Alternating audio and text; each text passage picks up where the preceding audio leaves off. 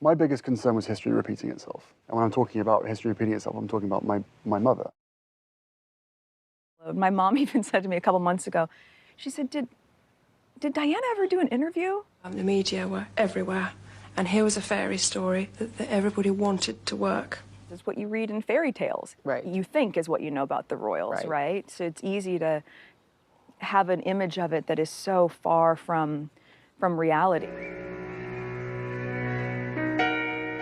My husband and I had to keep everything together because we didn't want to disappoint the public. And yet, obviously, there was a lot of anxiety going on within our four walls. You were left largely to cope with your new status on your own. Do you feel that was your experience? Yes, I do, on reflection. There was no guidance as well, right? There were certain things that you couldn't do, but, you know, unlike what you see in the movies, there's no class on how to speak, how to cross your legs, how to be royal. There's none of that training. In a space of a year, my whole life had changed, turned upside down. Because I can't begin to imagine what it must have been like for her going through this process by herself all those years ago, because it has been unbelievably tough for the two of us, but at least we had each other. It was isolating, but it was also a situation where you couldn't indulge in feeling sorry for yourself. You had to either sink or swim, and you had to learn that very fast. I mean, I wrote letters to his family when I got there saying, I am dedicated to this. I'm here for you. Use me as you'd like. I realised the sense of duty, the level of intensity of interest, and the demanding role I now found myself in. Even though I have a lot of clarity on what comes with the titles, good and bad, and from my experience, a lot of pain. For instance, you have so much pain inside yourself that you try and hurt yourself on the outside because you want help. I had really been suffering, and I had known for a long time and had been asking the institution for help for quite a long time. What was the family's reaction to your postnatal depression? Well, maybe I was the first person ever to be in this family who ever had a depression, or was ever openly tearful.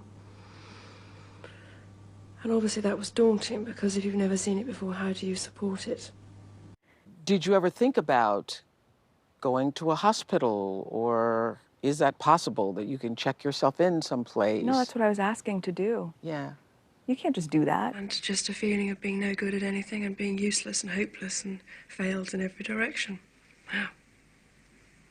It's like, these are the thoughts that I'm having in the middle of the night that are very clear. Clarification. And I'm scared because this is very real. This isn't some abstract idea. This is methodical, and this is not who I am. Was this completely out of character for you? Yes, very much so. I've never had a depression in my life. There are so many people who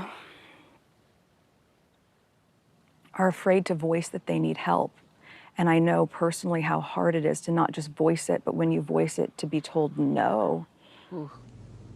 So what treatment did you actually receive? I received a great deal of treatment. A wonderful new label is Diana's unstable, and Diana's mentally imbalanced. And unfortunately, that seems to have stuck on and off over the years. People see it as crying wolf or attention seeking, and they think because you're in the media all the time, you've got enough attention, inverted commas. But I was actually crying out because I wanted to get better in order to go forward and continue my duty and my role as wife, mother, Princess of Wales. And the most important title I will ever have is mom. I know that. I don't feel sorry for myself in any way. I've got my work that I choose to do, and I got my boys. Yes, I've got my own relationship that goes back a long way with the media. I asked for calm from the British tabloids, once as a boyfriend, once as a husband, and then once as a father. Here was a situation which hadn't ever happened before in history, in the sense that the media were everywhere. My husband and I, we were told when we got engaged that the media would go quietly, and it didn't. And then when we were married, they said it would go quietly, and it didn't. I would sit up at night, and I was just like, I don't understand how all of this is being churned out. And again, I wasn't seeing it, but it's almost worse when you feel it through the expression of my mom or my friends or them calling me crying. And life became very difficult then for me. Who was behind that change? Well, my husband's side were very busy stopping me. I mean, they would go on the record and negate the most ridiculous story for anyone, right?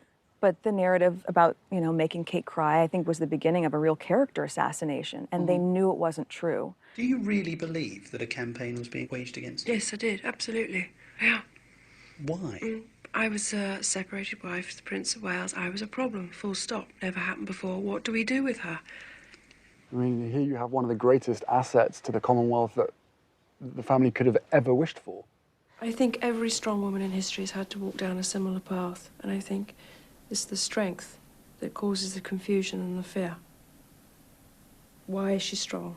Where does she get it from? Where is she taking it? Where is she going to use it? I've been a waitress, an actress, princess, a duchess. I've always just still been Meghan, right? I could understand why people were really surprised to see that there was pain there because we were doing our job. Our job was to be on and to smile. And so when the perception and the reality are two very different things, and you're being judged on the perception, but you're living the reality of it. I said to my husband, what do I do now? And he said, go over to the other side and speak to them. I said, I can't, I just can't. He said, well, you've got to do it. And he went off and did his bit, and I went off and did my bit. It practically finished me off there and then. But I knew myself that actually what I needed was space and time to adapt to all the different roles that had come my way. I knew I could do it, but I needed people to be patient and give me the space to do it. We can just take a step back. We can do it in a Commonwealth country. We had suggested New Zealand, South Africa. Take a breath. Canada. When I asked the question, why did you leave? The simplest answer is? Lack of support and lack of understanding.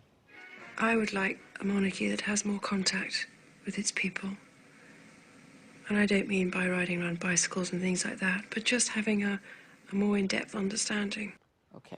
So, you know, touching back on what you were asking, what my mum would think of this, I think she saw it coming.